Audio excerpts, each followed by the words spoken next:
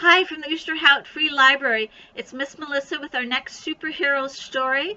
We're reading from 5-Minute Marvel Stories published by Marvel Press. And Andy Schmidt wrote today's story, Journey to Justice. See if you can guess who we meet today. As war broke out across the world in the 1940s, ruthless forces such as Hydra, directed by the villainous Red Skull, and Baron Zemo tore through Europe. The world was in need of a hero, someone to stand up and fight for all people, and no one would have ever guessed who that hero would be. In the borough of Brooklyn, in the great city of New York, Steve Rogers sat, dismayed by the newsreels he watched in his local theater.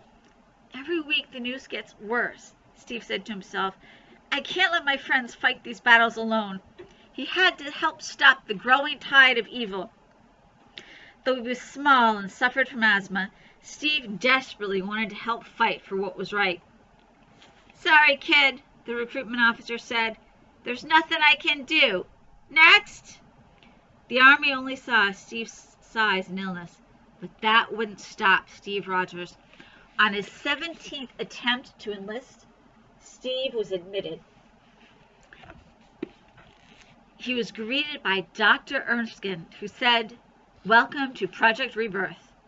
The doc had one goal, to create a super soldier. A super soldier? Steve said hesitantly. He looked around at all the other soldiers and wondered how he could possibly compete with them. When all the soldiers were sent on long runs, Steve was always in last place. They did weight training, and Steve could barely heft the lightest dumbbells.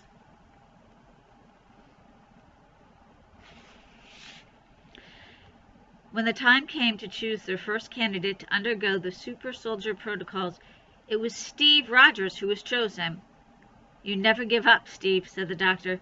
You believe deeply in fighting for freedom and protecting those who can't protect themselves. That's why I have chosen you. The other guys look a little confused, don't they? Steve stared at the super soldier serum he was to drink. Don't worry, Steve, the doctor said. After your transformation, you'll know it was worth it. Steve drank the secret formula and was bombarded with Vita rays. Within seconds, the transformation was complete, and where a 98-pound weakling once stood, now towered the world's first super soldier. Captain America was born.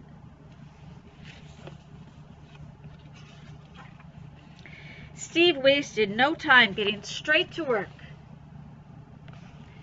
Fighting for freedom across the globe, he helped turn the tide of the war and beat back the evil forces that were running wild.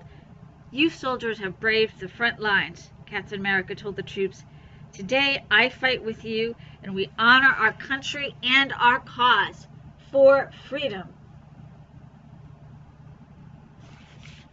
Captain America was joined by Bucky Barnes, his trusty sidekick. Bucky was the bouncy, happy-go-lucky one of the two, but that didn't mean they weren't the two bravest soldiers in the world. Together they would fight villains like the Red Skull and take them down. By the end of the war, only Baron Zemo remained to be captured.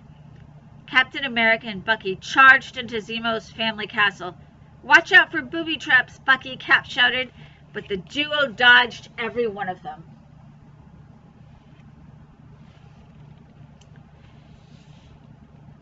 But Zemo would not be stopped so easily.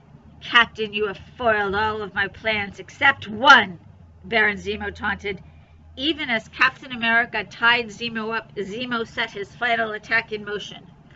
My rocket is loaded and set for New York City, and you can't stop it.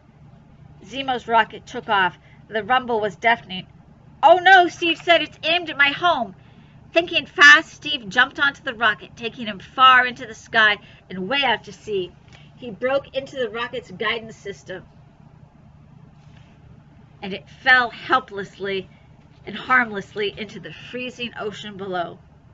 But the victory came at a price. Steve had fallen into the cold waters as well. And there in the icy depths, Steve would remain until he was found many years later by the Avengers. Now Captain America goes on countless adventures as leader of the Avengers, but one thing has not changed. Behind Captain America's shield, Steve Rogers is still just a kid from Brooklyn, fighting to do the right thing. We've got other books about Captain America and the Avengers here. This one is called Spider-Man, Stars, Stripes, and Spiders. So you can take out any of these books, including these, by calling for no contact pickup or making an appointment to come in and browse the library. So see you next time on Book Bites.